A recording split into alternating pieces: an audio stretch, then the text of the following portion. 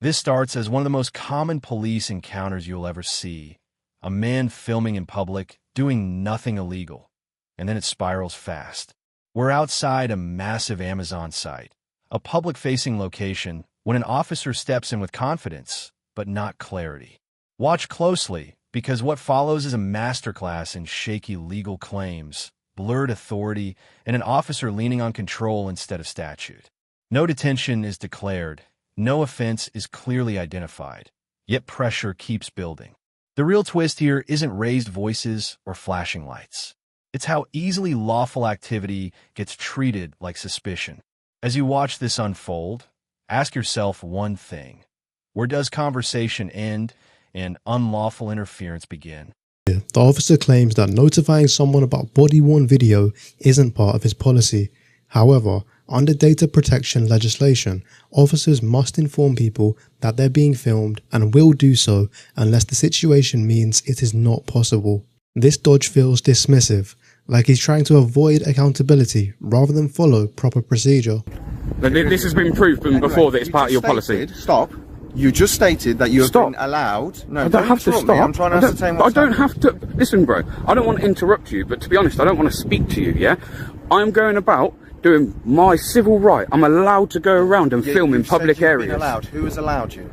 My rights as a human being in this country. And they have a right to know who is filming or taking photographic images of the building. No, they don't. No, they don't. The officer claims they have a right to know who's filming their building.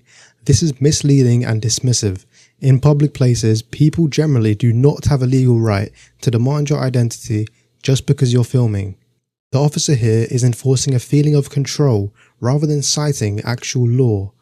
This shows ignorance of the rules or an attempt to intimidate. It's not about upholding rights, but asserting authority. No, they don't. Yes, they do. Oh my God. Please, mate. Please don't. Don't do this. Don't do this to yourself. I'm literally just on my way to taking someone to professional standards for exactly the same thing. Okay. Trying to trump up charges that aren't there. Yeah, which is no. Listen, no. I'm not saying that you are. You're trying to tell me though. You're not telling me what has happened. You're just saying you're doing your civil right. Doing what? Filming the building. The building. Amazon. Look at this place. It's huge. I know it's huge, but why? What's the reason why? Because I like to. I don't have to tell you that. No, I'm just trying to understand why. But I know. But I'm going to stick to it. I don't have to tell you that. And that's, you can say that being as awkward. How am I supposed to ascertain what's happening? You don't have to ascertain anything until I've committed the I've had an incident that's been called. Have I committed an illegal offence? Well, as far as what we've heard on the call is that there's been swearing and shouting, so I need to know who that's been coming from. Those down there, and the video's got it to prove it. Right, and can you show me that? Yes, I can. Because if you're involved in that and you've been shouting and swearing, that is an offence. That is something I need to ascertain what has happened. Of course. Hey, you know this camera? You see this camera? It's an independent witness. Yeah, so that's another reason I film, because when stuff like this happens, yeah, when people try and say stuff happened that didn't happen, we can now go back to this footage and see, can't we? What we've heard on the call is that there's been lots of shouting and swearing going on. Right, so we need to ascertain what that's in relation to. So if people, that's called public order. That is an offence, yeah? And I'm here to try and ascertain what has happened. You're not being very forthright with me, and I understand why, because I don't have to. Because I don't have to. No, but I have to ascertain what's happened. Yeah, but I don't have to still tell you, bro. This is what I'm like, until I commit an offence. Okay. Yeah? And you're saying a public order offence, yeah? An offence has been committed. Where is the person that feels harassed, alarmed and distressed? Where are they? Who are they? You have to have a complainant. Where's the complainant? No, it doesn't. Where's the complainant? No, it has to be an assumed person. A person of reasonable firmness. You think you know your legislation, but if you do, that's all you guys want to deal with is legislation. What about what you swore to when you took up your job? Wasn't that under common law? Most of that's under common law, isn't it? That wasn't under common law. Right. My granddad, was a very well-respected inspector in the police force, yeah? I don't care. You guys still swear by it. There are other pieces of legislation. I know that. Swear by common law. There are other pieces of legislation that we swear by. Okay. I'm still trying to ascertain what has happened. Now, what I'm saying. And I've told you what's happened is I've done some filming and they haven't liked it. And I'm telling you, we are aware that a public order incident has taken place. No, how are you then? So who was it by? So I don't know that. I'm trying to ascertain that from yourself. You are reported to be involved. I've come here. I'm trying to ask you what has happened. Now, so how do you know that one's taken place?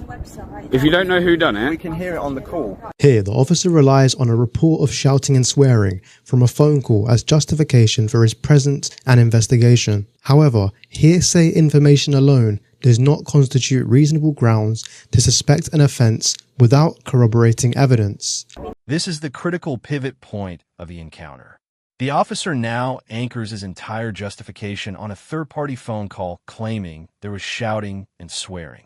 In policing terms, that's uncorroborated hearsay, a starting point, not proof. To lawfully investigate a public order offense, there must be evidence of behavior causing harassment, alarm, or distress to a person of reasonable firmness. Notice what's missing here: a complainant, a victim, or even a description that clearly ties the alleged behavior to this individual. Meanwhile, the auditor does something incredibly smart. He points to his camera as an independent witness. That's not defiance, that's accountability. So here's the question for viewers. Should an allegation alone justify pressing someone for ID when no offense is evident on scene? Or should officers pause, verify, and reassess before escalating? I want to go about my business. Am I detained? Am I detained? Am I detained? I just need to know what's happening. Yeah, and I'm asking, am I detained? So I'm free to go. Am I free to go? Well, I need to confirm your identity. When the auditor asks directly if they're being detained, you can clearly see the officer avoids giving a clear answer and continues to press for ID. Detaining someone without lawful authority or clear grounds is unlawful. This equivocation by the officer risks constituting an unlawful detention. You don't need to confirm my identity. I don't have to give it you till an offence has been committed. I do not have to give it you. Has been committed. No, it hasn't. No, it hasn't. You turning up and saying an offence has been committed doesn't mean one's been committed. No, it hasn't. It's been committed, and you've just confirmed it by saying you've got footage of it on your phone. Oh, wow. You've literally just confirmed by saying I've got footage of that offence happening, a public order offence. Okay. Haven't you? You've just said that. Okay. I said so actually. Said that. What I actually meant in that. What I meant in that is the footage here will show that I didn't at any point swear. The guy started going crazy at me, and I did actually say to him, bro, what you're doing now is a public order offence. So potentially you're That's what I said to him. So you probably heard me say that on the call. I also need your details if you are the victim of the public order offence. Public order offence? You think I'm going to have somebody in trouble for a public order offence? Come on, mate. Can I just ask, the details of the security guard that came down from Amazon? And did you manage to get his name or anything? No, only his identity, yeah. The issue becomes when you trespass, obviously that's a civil issue. Of course. And even more so if you're trying to get into buildings. Of course. So we just want to make sure that's not going to happen. That's not going to happen, and we spoke to this chap here, fantastic, Nathan, innit? Nathan here. Yeah. Hey, promotion for you, buddy. I will, I'll email him and say. As you're, in agreement that we're not going to be going on anyone else's land. No. But I haven't, like I say, this guy seems to think he's going to, I don't know. You're not having my details. You're not having them. You might be able to take my mates. Go over there and speak to them and take Don't. I've just told you I don't want you to. Right, fine. On your way then. The officer says on your way then. However, the auditor has the right to remain in the public place unless a lawful order is issued, such as a dispersal notice or an arrest. The officer's command lacks the necessary legal basis and instead appears to be driven by personal authority rather than law. If I'm free to go, I'm free to stay. So I won't be going nowhere, sir. So stop, trying to talk down to me. Stand here pointing that in my face. Well, then disappear.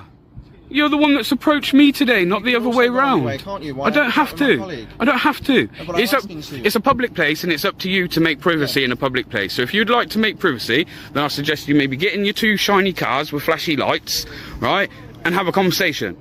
So what we've got here is a clear example of someone just doing their legal right, filming in a public space, and an officer who keeps pushing for reasons that just aren't there. Instead of explaining the law properly, this officer lent on assumptions and ego, trying to make the situation. When you step back and look at the full encounter, the pattern is clear. A lawful activity triggered discomfort. Discomfort turned into assumptions, and assumptions drove repeated attempts to assert authority without solid legal footing. The officer never clearly articulated detention, never identified a confirmed offense, yet continued pushing for compliance and personal details. That's not procedural policing. That's pressure-based policing. Encounters like this matter because they show how easily rights can be tested when knowledge levels differ. The auditor stayed calm, grounded everything in law, and refused to be moved by ego or intimidation. And that's the takeaway here. Knowing your rights changes the entire power dynamic. If you found this breakdown as intense as we did, hit that like button, share your thoughts in the comments, and don't forget to subscribe for more real-life body cam breakdowns.